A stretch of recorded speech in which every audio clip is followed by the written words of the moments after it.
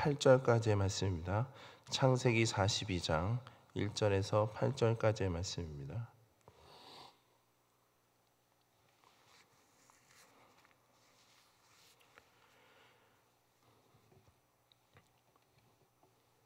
(42장) 1절에서 8절 한 절씩 우리 전체 함께 합독하도록 하겠습니다. 그때 야곱이 애굽에 곡식이 있음을 보고 아들들에게 이르되 너희는 어찌하여 서로 바라보고만 있느냐. 야곱이 또 이르되 내가 들은즉 저 애굽에 곡식이 있다 하니 너희는 그리로 가서 거기서 우리를 위하여 사오라. 그러면 우리가 살고 죽지 아니하리라 하며 요셉의 형 10사람이 애굽에서 곡식을 사려고 내려갔으나 야곱이 요셉의 아우 베냐민은 그의 형들과 함께 보내지 아니하였으니 이는 그의 생각에 재난이 그에게 미칠까 두려워함이었더라. 이스라엘의 아들들이 양식 사러 간 자 중에 있으니 가나안 땅에 기근이 있음이라. 때에 요셉이 나라의 총리로서 그 땅 모든 백성에게 곡식을 팔더니 요셉의 형들이 와서 그 앞에서 땅에 엎드려 절하매 요셉이 보고 형들인 줄을 아나 모르는 체하고 엄한 소리로 그들에게 말하여 이르되 너희가 어디서 왔느냐. 그들이 이르되 곡물을 사려고 가나안에서 왔나이다. 요셉은 그의 형들을 알아보았으나 그들은 요셉을 알아보지 못하더라. 아멘. 잠시 기도하겠습니다. 하나님 감사합니다. 오늘 하루도 또 이른 새벽 하나님 앞에 말씀과 기도로 먼저 나아갑니다.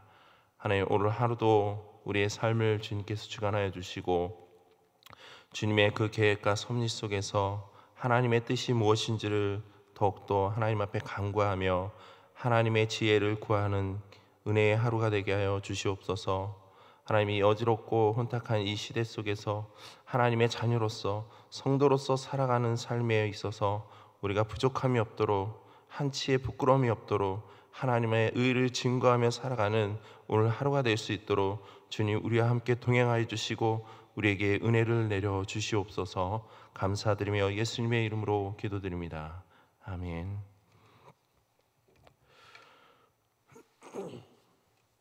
본장의 시작은 애굽 온 땅에 7년의 풍년이 지나고 드디어 7년의 흉년이라는 기근이 발생한 시점을 시작으로 전개되고 있습니다.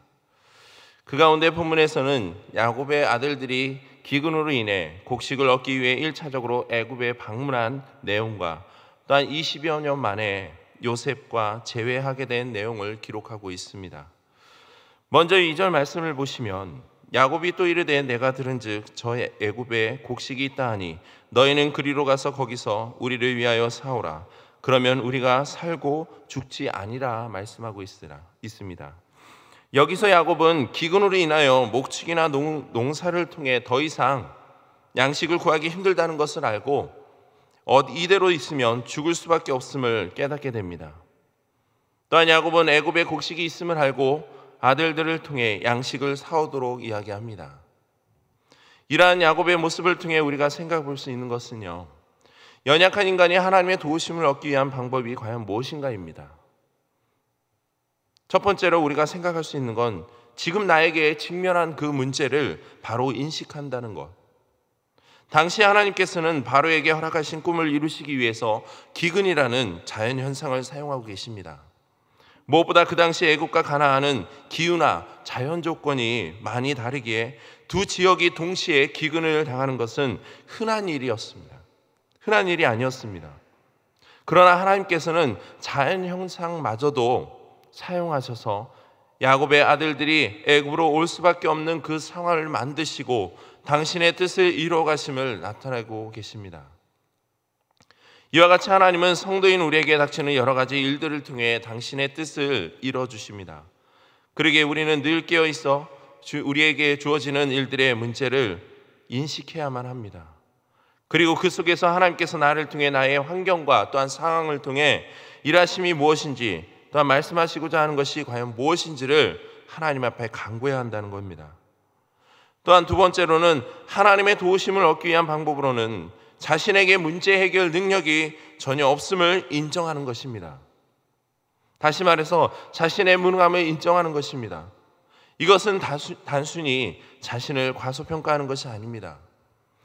이는 인간의 본연의 모습이 얼마나 연약하고 나약한 존재인지를 그 한계를 깨닫는 것입니다. 역대하 19장 9절에 보시면 여호와의 눈은 온 땅을 두루 감찰하사 전심으로 자기에게 행하는 자들을 위하여 능력을 베푸신다 말씀하고 계십니다. 이처럼 하나님께서는 자신만을 전적으로 의지하는 자에게 그 능력을 베풀어 주심을 믿으시길 소망합니다.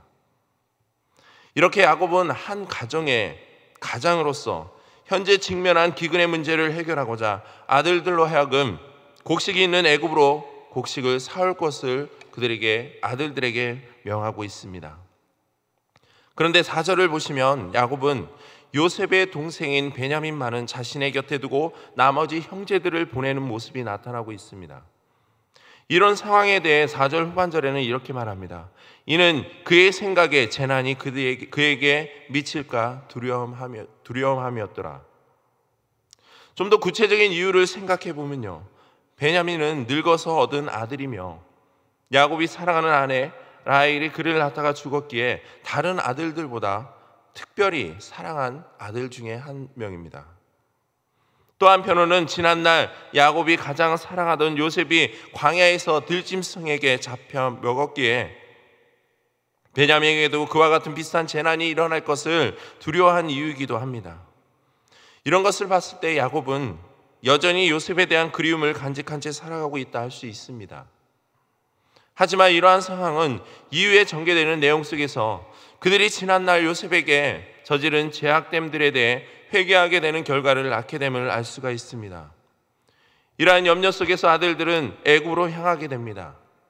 6절을 보시면 요셉의 형들은 애굽으로 양식을 사러 와서 애굽의 총리가 된 요셉 앞에 엎드려 절하는 상황이 전개되고 있습니다. 이는 요셉이 지난날 꾼 꿈을 통하여 제시된 하나님의 예언이 성취됨을 보여주는 장면입니다.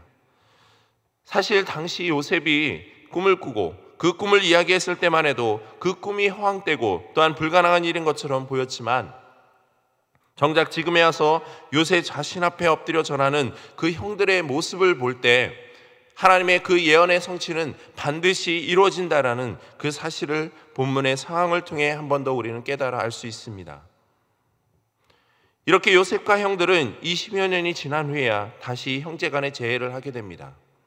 그런데 본문의 상황을 보면 실질적인 형제 간의 기쁨의 재회의 상황이라 할 수 없는 모습이 나타나고 있습니다.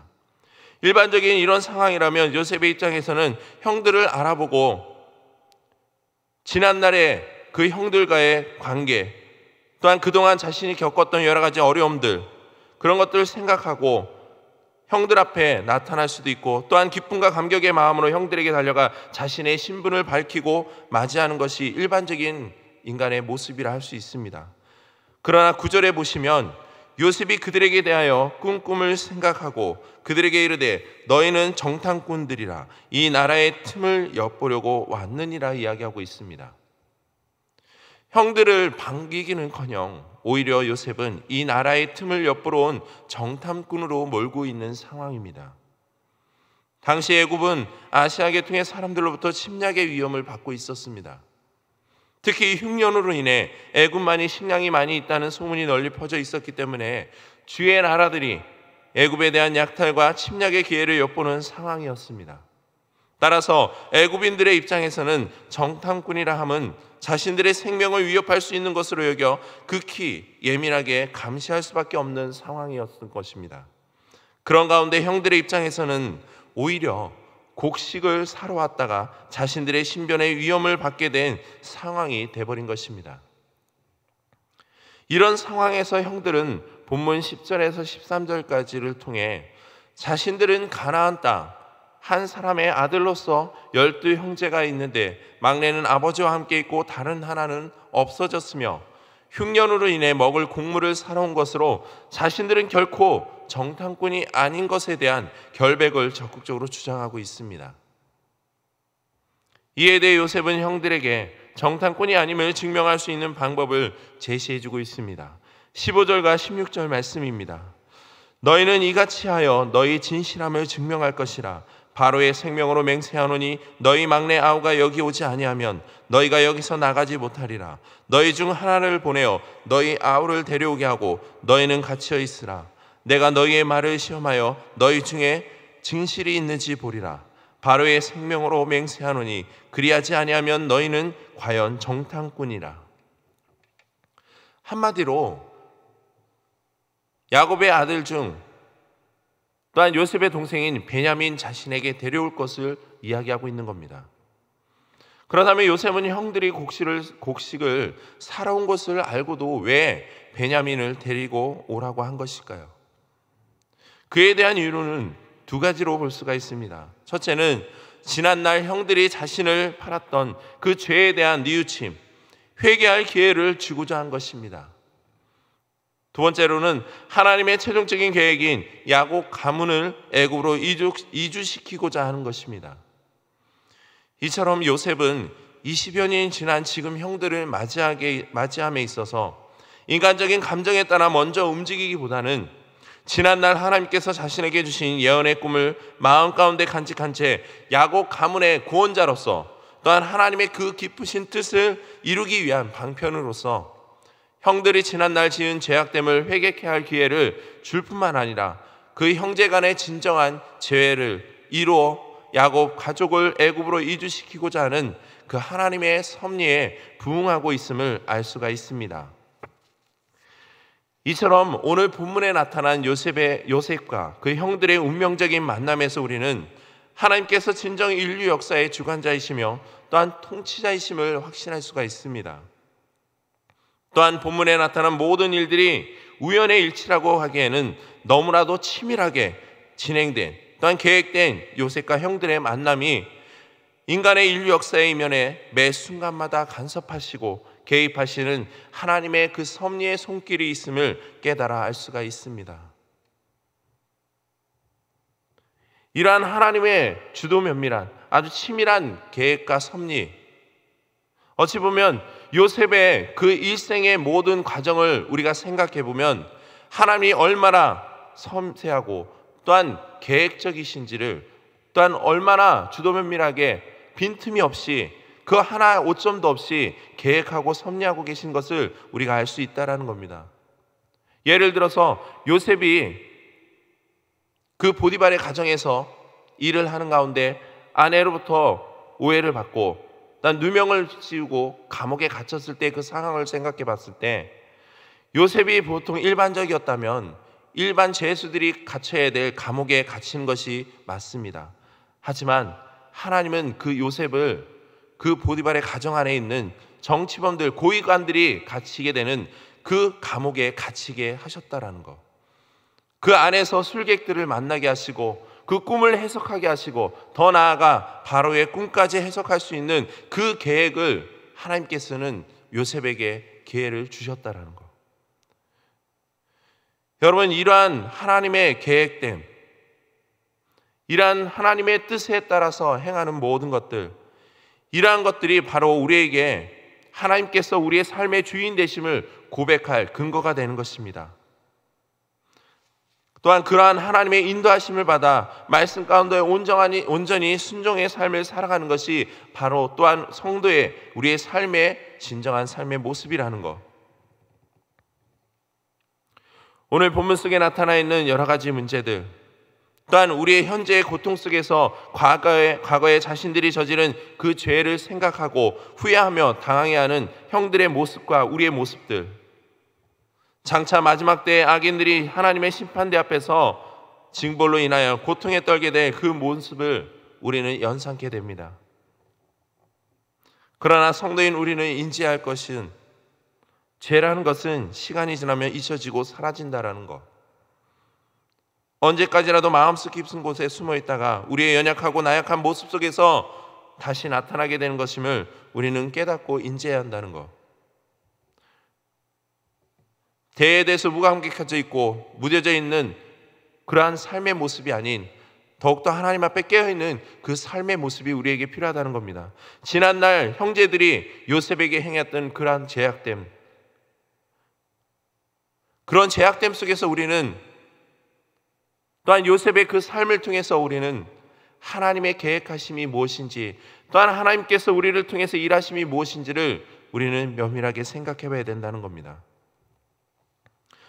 우리가 하루하루의 삶을 통해서 살아감에 있어서, 성도로서의 삶을 살아감에 있어서 그 하나님의 도우심을 얻기 위해서 우리는 각자의 삶의 자리에서 직면한 그 문제들을 면밀히 바라보고 또한 인식해야 될 것입니다. 또한 그 속에서 일하시는 하나님의 계획과 뜻이 무엇인지를 우리는 늘 간구해야 될 것입니다. 그래서 우리의 연약함, 우리의 죄악됨, 우리의 나약함, 그 모든 것들을 하나님 앞에 내려놓고 온전히 하나님의 그 뜻을 구해야 한다는 것, 그리고 늘 깨어있어 모든 죄를 주님의 십자가 앞에 가지고 나아가 솔직한 고백함으로 하나님의 은혜를 구해야 한다는 겁니다.